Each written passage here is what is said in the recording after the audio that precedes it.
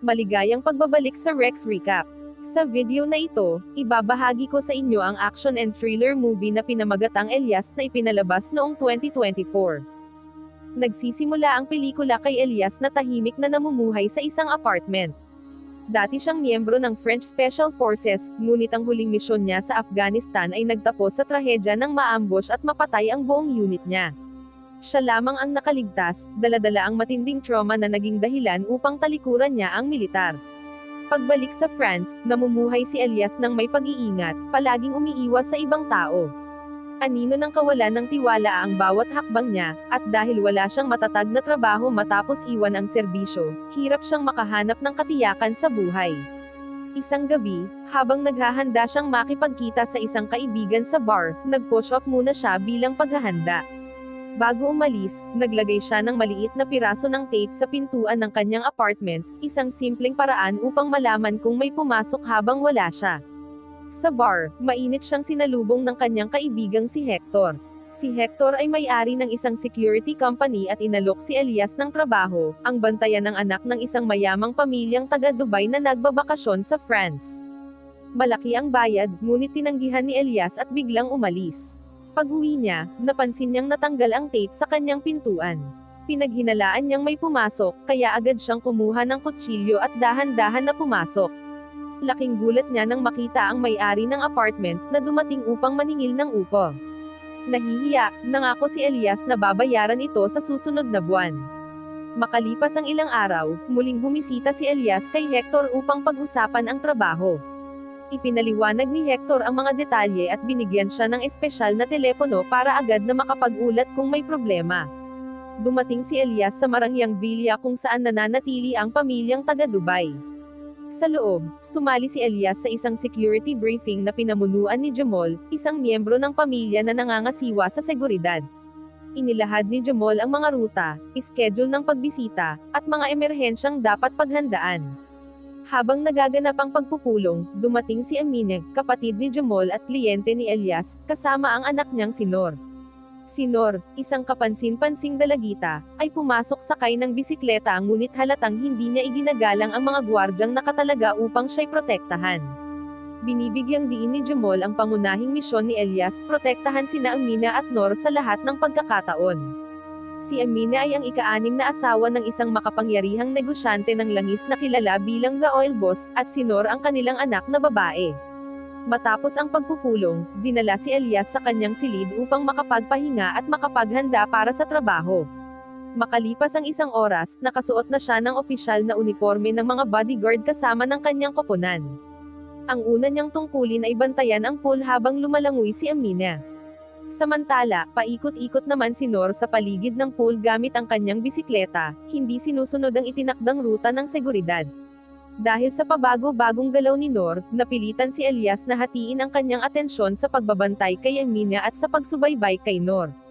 Pagkatapos maligo ni Amina, inanyayahan niya si Elias na samahan si Nor sa pananghalian. Ngunit si Nor, na hindi komportable sa presensya ng bodyguard, ay nagpaalam upang pakainin ang kanyang aso sa labas. Nang hapon ding iyon, habang binabantayan ni Elias si Amina, may dumating na pakete sa harap na gate. Bumaba si Elias upang tanggapin ito. Sinamantala ni Nor ang pagkakataon at tumakas gamit ang kanyang bisikleta, iniwan ang villa ng walang bantay. Agad iyong napansin ni Elias at mabilis siyang sumunod. Bago pa makalayo si Nor, 2 lalaking nakamotorsiklo ang humaharang sa kanyang daraanan at pinilit siyang tumigil. Naramdaman ni Elias ang panganib kaya agad niyang tinaas ang kanyang armas, hinala na may masamang balak ang mga lalaki. Matindi nilang tinitigan si Nor ngunit agad ding umalis. Nasulyapan ni Elias ang tato ng diamante sa kamay ng isa. Walang pag-aalinlangan, ibinalik niya si Nor sa loob, nag-aalala na siya ay target. Pagkaraan, pinatawag ni Jamol si Elias at ang mga gwardya sa bakuran ng villa. Inakusahan ni Nor si Elias na siya pa raw ang nag-udyok sa kanya na magbisikleta sa labas na para bang iyon ang ideya niya. Agad na pinagalitan ni Jamol si Elias dahil sa kapabayaan at paglabas kay Nor mula sa ligtas na lugar. Sinubukan ni Elias ipaliwanag na tumakas si Nor at pinoprotektahan lamang niya ito, ngunit tumanggi si Jamol na makinig. Mahigpit niyang binalaan si Elias na huwag ilalabas si Nor muli sa anumang kadahilanan. Kinagabihan, nadatnan ni Elias si Nor na nagmamasid sa mga bituin gamit ang teleskopyo. Hinikayat niya itong matulog, ngunit sinabi ni Nor na hindi pa siya nakakakuha ng magandang larawan ng mga bituin. Humingi ng paumanhin si Nor sa abalang dulot niya kanina na naging dahilan para mapag-alitan si Elias. Ngumiti lamang si Elias at sinabi na bahagi lang iyon ng kanyang trabaho. Habang tumatagal, naging mas magaan ang kanilang usapan tungkol sa mga bituin at sa kalangitan sa gabi. Kinabukasan, nagtalo sina Amina at Jamol. Gusto ni Emine na isama si Nor upang kumain sa labas at mamili na parang normal na tao, ngunit tumanggi si Jamol dahil sa banta sa labas. Pumanig si Nor sa kanyang ina at inakusahan si Jamol na tina-trato silang parang mga bilanggo. Matapos ang mahabang pagtatalo, pumayag din si Jamol ngunit iginiit niyang dapat laging samahan sila ni Elias. Habang naghihintay sa kotse, nakaramdam si Elias ng matinding pagkabalisa. Uminom siya ng gamot upang kumalma. Nang may lumapit na kapwa gwardya, automatikong tinaas ni Elias ang kanyang baril bago niya ito makilala. Binalaan siya ng gwardya na may mga kasamahang naghihinalim matapos suriin ang CCTV footage. Ipinakita sa video na lumabas si Nor na nakasakay sa bisikleta, ngunit hindi nakita ang dalawang lalaking nakamotorsiklo na humaharang sa kanya. Sinabihan si Elias na huwag maliitin ang kanyang tungkulin at binigyan siya ng mahigpit na babala. Sa biyahe papuntang downtown, ngumiti si Nor, ninanamnim ang kalayaang matagal na niyang hinahangad mula sa pagbabantay ng kanyang tiyuhin. Pagkatapos mamili, tinulungan ni Elias na ikarga ang mga pinamili sa kotse. Pagkatapos ay napansin niya ang dalawang kahina-hinalang lalaki sa malapit, silang dalawa rin ang nakita niya noong naunang insidente. Nang maramdaman ang panganib, agad na sumakay si Elias sa kotse at mabilis na pinauwi sina Amina at Nor. Sa daan pauwi, huminto ang kotse ni Elias sa pulang ilaw. Napansin niya ang isang motorsiklo na tumabi sa kanila at agad niyang nakilala ang tato ng diamante sa braso ng sakay nito. Dahil sa banta, hindi nag-atubili si Elias. Nang magberde ang ilaw, agad niyang inapakan ang silinyador at nagsimula ng matinding habulan sa mga lansangan ng syudad. Sa gitna ng habulan, mahina ngunit malinaw na sinabi ni Emine na natagpuan na sila, habang nakatuon ang tingin sa kanilang mga humahabol. Mapanlikhang inilihis ni Elias ang daan sa makikitid na eskinita upang maiwasan ang mga ito at ligtas na naihatid sina Amina at Nor pabalik sa villa. Pagdating doon, iginiit niya na manatili sila sa kani-kanilang mga silid para sa kanilang kaligtasan. Sa villa, tinanong ni Elias si Nor kung sino ang humahabol sa kanila. Sa wakas, ibinunyag ni Nor ang katotohanan, hindi sila nagbabakasyon kundi tumatakas mula sa kanyang amain, isang mayamang lalaki na kilala bilang The Oil Boss. Ipinaliwanag ni Nor na pinakasalan ng kanyang ina si The Oil Boss noong 3 taong gulang pa lamang siya. Noong una, mabait ito sa kanya, ngunit kalaunan ay sinubukan siyang ipakasal sa isang matandang kasosyo sa negosyo. Palihim na inayos ni Jamol ang kanilang pagtakas patungong France. Napagtanto ni Elias na ang mga lalaking humahabol sa kanila ay malamang na mga ahente na ipinadala ng The Oil Boss upang ibalik si Nor. Pagkatapos malaman ito, hinarap ni Elias si Jamol at hiningi ang mga sagot habang nakatutok ang kanyang baril. Bigla, isang bala mula sa isang sniper ang bumusag sa salamin at agad na pumatay kay Jamol. Naging malinaw na ang mga tauhan ng The Oil Boss ay napapalibutan na ang villa mula pa sa simula, binabaril ang sino mang gumalaw, pati na ang mga katulong.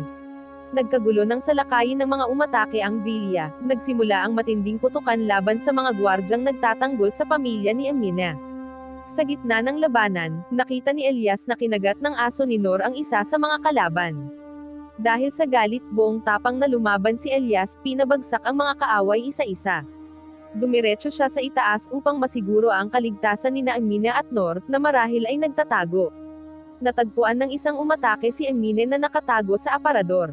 Bago pa siya makakilos, dumating si Elias at pinabagsak ito. Sa loob, nanginginig si Amina at nakiusap kay Elias na iligtas si Nor, na kinaladkad patungo sa pool. Mabilis na isinakay ni Elias si Amina sa kotse at agad na bumalik upang tulungan si Nor. Sa may pool, natagpuan ni Elias si Nor na kinaladkad at halos madala na. Kumilos siya ng mabilis at tahimik, pinabagsak ang mga kalaban isa-isa gamit lamang ang isang pamalo. Pagkatapos mailigtas si Nor, muling nagsama-sama sila ni Amina at tumakas gamit ang isa pang kotse, iniwan ang villa. Habang tumatakas, isang itim na kotse ang humahabol sa kanila. Maliksing nagmanyobra si Elias sa mga liko-liko ng kalsada, saka binangga ang kotse ng humahabol, dahilan upang ito'y bumangga at magbigay ng pagkakataon upang sila'y makatakas. Upang hindi na masundan, nagtungo si Elias sa pampublikong paradahan at sinira ang lahat ng teleponong maaaring matrace ng kalaban. Pagkatapos, isinakay niya sina Amina at Nor sa pampasaherong bus. Sa wakas, nakarating sila sa isang squatter na lugar at naghanap ng masisilungan sa bahay ni Megan, ang ampon na kapatid ni Elias. Bagamat may alitan ang kanilang relasyon, napilitan si Megan na patuloyin sila. Inutusan pa niya ang isang kaibigan na gamutin ang mga sugat ni Elias ng may mabait na tono. Samantala, nilapitan ni Emines si Megan at iniabot ang 2 bihirang diamante bilang pasasalamat sa pagtanggap sa kanila. Tahimik na tinanggap ni Megan ang mga iyon, lubos na alam ang matinding panganib na kinakaharap ni Amina at Nor. Kinabukasan ng umaga, nagising si Elias nang biglang pumasok si Megan sa kanyang silid na may galit na mukha. Hinihila niya ito papunta sa sala, kung saan nakabukas na ang balita. Sa ulat, tinaguri ang takas si Elias, inaakusahan ng pagpatay kay Jamal at sa mga gwardya nito, pagkidnap kina Amina at Nor, at pagnanakaw ng kanilang mga alahas. Nang maunawaan niyang ito ay isang patibong, nagsimulang magduda si Elias at inakusahan pa sina Amina at Nor na sangkot. Determinado siyang hanapin ang tunay na salarin, at nagpasya siyang harapin si Hector, ang taong unang nag-alok sa kanya ng trabaho. Sa bahay ni Hector, mabilis na kumilos si Elias at iginapos siya, kumbinsidong siya ang nagtaksil. Gayunman, itinanggi ni Hector ang anumang kaalaman at nagulat din ito tulad ni Elias nang makita ang balita. Bagamat nag-aalangan sa katotohanan ng ulat, nakumbinsi ni Elias si Hector na siya ay napagbintangan lamang. Magkasama silang bumalik sa villa upang suriin ang CCTV footage. Pagdating doon, nabigla si Elias. Ang mga pinsala mula sa shootout ay nawala na para bang walang nangyari. Dumiretso sila sa control room upang panoorin ang mga kuha. Ipinakita sa video si Elias na binabaril ang mga gwardya ni Jamal at kinikidnap sina Amina at Nor. Mariin niya itong itinanggi, iginiit na pinoprotektahan lamang niya ang mga ito mula sa mga umaatake. Dahil sa hinalang may manipulasyon, masusing naghukay si Hector sa datos at nakahanap ng maliit na hindi na-edit na clip na nagpapakita ng aso ni Nor na kumakagat sa isa sa mga umatake. Nang tingnan ang eksena, naging malinaw na hindi si Elias ang bumaril kundi ang lalaking nakagat ng aso. Pinilit ni Hector si Elias na kopyahin ang footage. Dahil kumbinsido na sa pagiging inosente ni Elias, naalala nila na si Durante ang nagrekomenda kay Elias para sa trabaho. Hindi na sila nag-aksaya ng oras at nagmamadaling pumunta sa bahay ni Durante. Hinarap ni Elias si Durante at pinilit itong umamin tungkol sa peking footage. Ang mga surveillance camera at mga nakamaskarang gwardya sa loob ay nagbanta ng matinding panganib. Si Hector, na nakabantay sa labas, ay pinabagsak ang mga gwardya bago pa sila makaatake. Sa loob, unang itinanggi ni Durante ang lahat. Ngunit dahil sa matinding presyon at pagbabanta, umamin din siya sa bandang huli na inedit niya ang mga kuha at ibinunyag na binayaran siya ng The Oil Boss upang ipahamak si Elias. Galit na galit, hindi nag-atubili si Elias at pinatay niya si Durante sa mismong lugar. Kinabukasan ng umaga, nakipagkita sina Elias at Hector kina Amina at Nor sa bahay ni Megan. Tinanong ni Hector si Amina tungkol sa kanilang mga plano, dahil alam niyang aabutan na sila ng mga tauhan ng oil boss. Sinabi ni Amina na gusto niyang pumunta sa Inglaterra, kung saan may mga kamag-anak sila, ngunit hindi siya sigurado kung paano sila makakarating doon ng ligtas. Iminungkahi ni Hector na ipuslit sila sa isang shipping container papuntang Inglaterra. Kinagabihan, sinamahan nina Elias at Hector sina Amina at Nor sa kinalalagyan ng container. Sa daan, napansin ni Hector na pagod si Elias, kaya tumigil muna sila sa isang maliit na restaurant upang magpahinga at kumain. Habang kumakain, napansin ni Elias ang isang kahina-hinalang lalaki na pumasok sa isang van. Walang pag-aatubili, sinundan niya ito at pinabagsak ang ilang kalalakihan sa loob. Nang suriin niya ang isa, natagpuan niya ang mga marka ng kagat ng aso.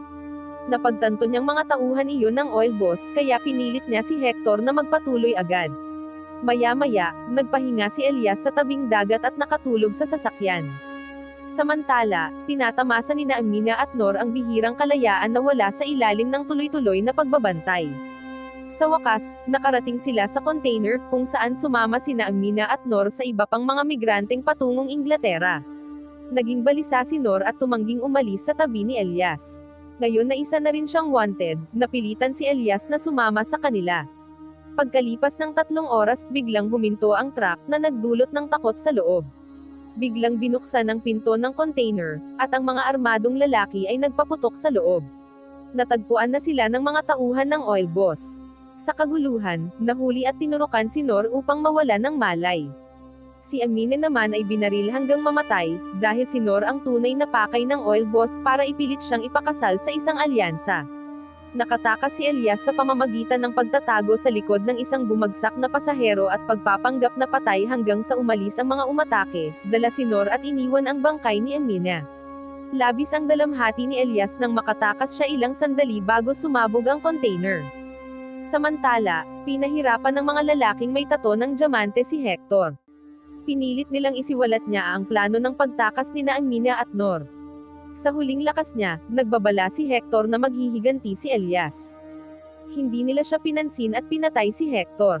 Samantala kay Elias, natagpuan niya ang isang dating kasamang sundalo na piloto na ngayon. Nakiusap si Elias na ihatid siya patungong Dubai. Dahil sa utang na loob, pumayag ang piloto at naghanda ng isang emergency flight. Lumapag si Elias sa itaas ng hotel at nagparachute pababa sa bubong. Tahimik siyang kumilos, pinatumba ang 2 gwardya, at ginamit ang kanilang ID card upang makapasok sa kwarto ni Nor. Habang sinusubukan nilang tumakas, umaalingaw ang mga alarma at nagsidatingan ang mga armadong gwardya sa pasilyo. Buong tapang na lumaban si Elias, bumaril at sumuntok sa mga gwardya isa-isa. Gumamit siya ng tiyak na siko at mga sipa upang pabagsakin ang sinumang lumapit. Nang maubusan siya ng bala, kinuha niya ang mga armas ng mga kalaban at nagpatuloy sa pagpapaputok, ipinagtatanggol ang sarili laban sa napakaraming kalaban. Matapos linisin ang palapag, agad niyang binuhat si Nor patungo sa elevator. Gayunman, sa pasilyo ay hinarang sila ng isang malaking gwardya. Pinutukan ng lalaki ang panel ng tubo ng tubig sa itaas, dahilan upang bumuhos ang malakas na tubig na kumalat sa sahig at nagdulot ng malabong paningin, lalong pinapahirap ang pagtakas. Sumiklab ang mabangis na laban. Nagpalitan ng malalakas na suntok sina Elias at ang gwardya, bumangga sa mga pader, at parehong bumagsak sa basang sahig. Naipit si Elias at tinitiis ang walang tigil na mga suntok. Nakita ito ni Nor, at sa takot, kinuha niya ang isang kutsilyo at sinaksak ang gwardya sa tagiliran. Sa sakit, lumingon ang gwardya kay Nor, ngunit mabilis na nakabawi si Elias. Kinuha niya ang isang nahulog na bagay at nagtapon ng huling hampas, pinatumba ang gwardya. Matapos masiguro ang kanilang kaligtasan, binuhat ni Elias si Nor papasok sa elevator, handang tumakas. Doon, dinala ni Nor si Elias sa isang lihim na elevator sapagkat isinara na ang lahat ng pampublikong elevator. Ang daan ay dumaan sa pribadong silid ni The Oil Boss. Galit na galit si Elias at nais itong harapin, ngunit umiiyak na nakiusap si Nor na huwag saktan ang kanyang amain at unahin ang kanilang kaligtasan. Ayaw man niya, pumayag si Elias. Nakarating sila sa bubungan kung saan ginamit ni Elias ang kanyang parachute upang makatakas kasama si Nor. Makalipas ang 2 araw, nakarating sila sa isang liblib na nayon sa Morocco kung saan mag-isang naninirahan ang tiyahin ni Elias. Malugod silang tinanggap nito at pumayag na manatili sila. Napagpasyahan ni Elias na doon na manirahan kasama si Nor. 1 buwan ang lumipas mula nang matapos ang kaguluhan. Nagsimula ng panibagong buhay si Nor, pumasok sa lokal na paaralan at namuhay ng simple, malayo sa mga paghihigpit ng kanyang dating marangyang buhay. Isang umaga bago pumasok sa eskwela, ina-upload ni Nor ang orihinal na video mula sa villa na kinopya nina Elias at Hector, isang record na nagbubunyag ng mga kasinungalingan ni The Oil Boss. Ngayon, mas masaya at mas malaya na si Nor. Si Elias naman, na palaging nasa kanyang tabi, ay itinuring siya na parang tunay na anak. Wow naman! Doon nagtatapos ang pelikula mga idolo, salamat sa inyong panonood.